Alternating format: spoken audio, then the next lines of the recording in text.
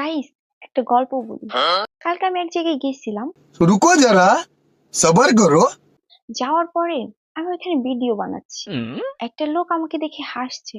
ও মা, হাসতে হাসতে ড্রেনে পড়ে গেল।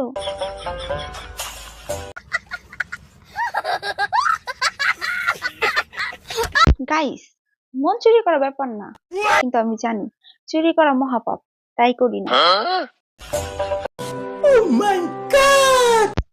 গাইস, আমি আগে ভাবতাম দুনিয়াতে ভালো মানুষ নাই। পরে আজকে সকালে আয়নাতে আমার মুখটা দেখার পরে বুঝলাম দুনিয়াতে এখনো ভালো মানুষ আছে। দুনিয়াতে এখনো ভালো মানুষ আছে। ভালোবাসতে মন লাগে। Yes. হ্যাঁ, ভালোবাসতে সুন্দর একটা মন লাগে। रुको जरा सबर करो। কিন্তু তার থেকেও বড় কথা, আগে টাকা পয়সা লাগে।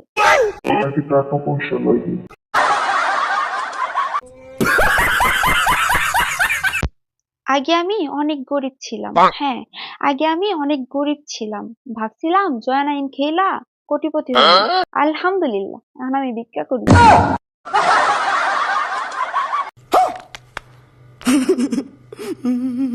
এই যে হন, তোগরে কইতাছি, যারা যারা আমার SMS সিন করার পরেও রিপ্লাই দেস না, তোগরে যদি সামনে পাইতাম একদম একটা ঘুষি মাইরা নাক ফাটাই দিতাম।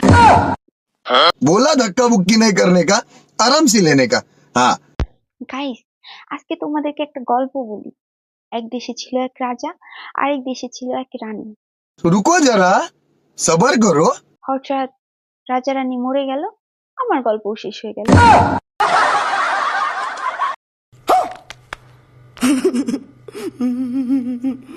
গাইস, আজকে আমি চুরি করে খাটের নিচে লুকাইছি।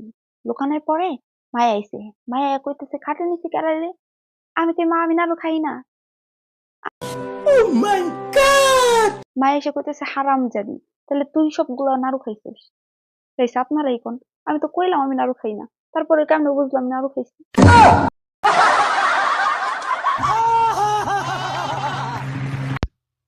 মাঝে মধ্যে ভাবি আমি মনে হয় আগে থেকে অনেক খারাপ হয়ে গেছি।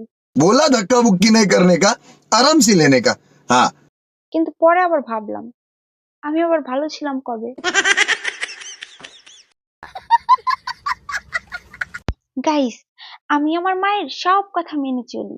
আমার মা যদি বসতে বলে তাহলে আমি বসি, আমার মা যদি উঠতে বলে তাহলে আমি উঠি। কারণ আমি জানি মায়ের পায়ের নিচে শুধু জান্নাত না, জুতাও থাকে।